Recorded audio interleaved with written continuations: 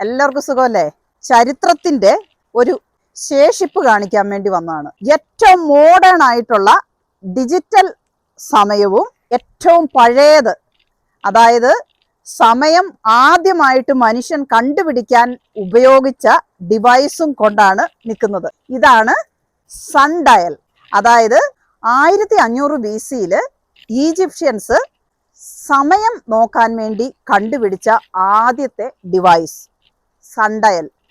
ഇതിൽ നിന്നുമാണ് ഡെവലപ്പ് ചെയ്ത് ക്ലോക്കായി, വാച്ചായി, ഇപ്പോൾ നമ്മുടെ ഡിജിറ്റൽ സമയങ്ങളൊക്കെ ആയിരിക്കുന്നത്.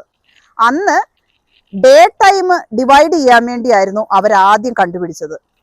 പിന്നീട് അത് ഗ്രീക്ക് ആൾക്കാർ ജിയോമെട്രിക്ക് വേണ്ടി ഇത് ഉപയോഗിക്കുകയും ചെയ്തു. പിന്നീട് റോമൻസ് ഇത് ഏറ്റെടുത്ത് അവരുടെ എംപയർ ആയിട്ടുള്ള എല്ലാ സ്ഥലങ്ങളിലും വ്യാപിപ്പിക്കുകയും ചെയ്തു. 19th സെഞ്ച്വറി വരെ ഫ്രാൻസിൽ ആക്യുറേറ്റ് ആയിട്ട് റെയിൽവേ ടൈം റെക്കോർഡ് ചെയ്യാൻ വേണ്ടി ഈ സൺ ഡയലാണ് ഉപയോഗിച്ചുകൊണ്ടിരുന്നത്. പ്രത്യേകിച്ച് ടെക്നോളജി ഒന്നുമില്ലാതെ നമ്മുടെ പൂർവികര് സമയം നോക്കാൻ ഉപയോഗിച്ച ഈ ഉപകരണം എങ്ങനെയാണ് വർക്ക് ചെയ്യുന്നതെന്ന് നോക്കാം. ഇതിന് 1 മുതൽ 12 വരെ പ്രത്യേക ക്രമത്തിൽ നമ്പറുകൾ ഇട്ടുവച്ചിട്ടുണ്ട്. നടുക്കൊരു സ്റ്റാർ ഉണ്ട്. പിന്നെ ഉള്ളത് ഇങ്ങനെ നിഴല് വീഴാൻ വേണ്ടി ഒരു മെറ്റൽ സ്റ്റിക്ക്. ദാ നിഴല് വന്നു. ഇവിടുന്ന് ഇങ്ങനെ നോക്കിയിട്ടുണ്ടെങ്കിൽ കണ്ടോ, 12ന്റെയും 11ന്റെയും ഇടയ്ക്കാണ് ഈ നിഴല് വരുന്നത്. നമ്മുടെ മോഡേൺ ക്ലോക്ക് പോലെ തന്നെ ഈ കാണുന്നത് 11, 11:15, 11:30, 11:45, 12. സമയം നോക്കിയേ. സൺ ഡയലിന്റെ ഒരു മോഡേൺ രൂപമാണ് ഇത്. നിങ്ങൾക്കറിയാമോ ലോകത്തിലെ ഏറ്റവും വലിയ സൺ ഡയൽ ഉള്ളത് എവിടെയാന്ന്? അത് നമ്മളുടെ ഇന്ത്യയിലെ രാജസ്ഥാനിലുള്ള ജയ്പൂരിലാണ്.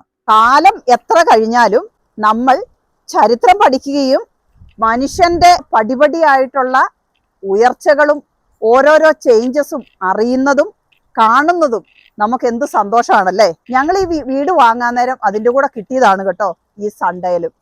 നമ്മൾ മക്കളോട് ഇതിനെപ്പറ്റിയൊക്കെ ഇടയ്ക്ക് പറഞ്ഞു കൊടുക്കും. മക്കളെ, ഒരു കാലത്ത് ഈ ഡിജിറ്റൽ ഡിവൈസസ്, ക്ലോക്കുകൾ, വാച്ചുകൾ, ഫോണ് ഒന്നും ഇല്ലാതിരുന്ന കാലത്തും മനുഷ്യൻ ജീവിച്ചിരുന്നത് ഇങ്ങനെയൊക്കെയുള്ള പ്രകൃതിയുടെ ഓരോരോ സയൻസ് കണ്ടുകൊണ്ടാണ്. നമ്മളാണെങ്കിലും ഇന്നത്തെ കാലത്ത് ജീവിക്കുമ്പം നമ്മളുടെ ചെറുപ്പകാലത്തിൽ നിന്നും എത്രയോ മാറിയല്ലേ. ചരിത്രം മറക്കാതിരിക്കാം. ഇന്നിപ്പം നമുക്ക് സ്മാർട്ട് ഫോണും കാര്യങ്ങളും ഒക്കെ കയ്യിലുള്ളപ്പം ഇതൊന്നും ഇല്ലാതിരുന്ന സമയത്തും ആൾക്കാർ സമയം നോക്കിയും കാര്യങ്ങൾ ചെയ്തും ജീവിച്ചിരുന്നു എന്ന് നമ്മളെ ഓർമ്മിപ്പിക്കാനുള്ളതാണ് ഇങ്ങനെയുള്ള ഓരോരോ സ്മാരകങ്ങൾ.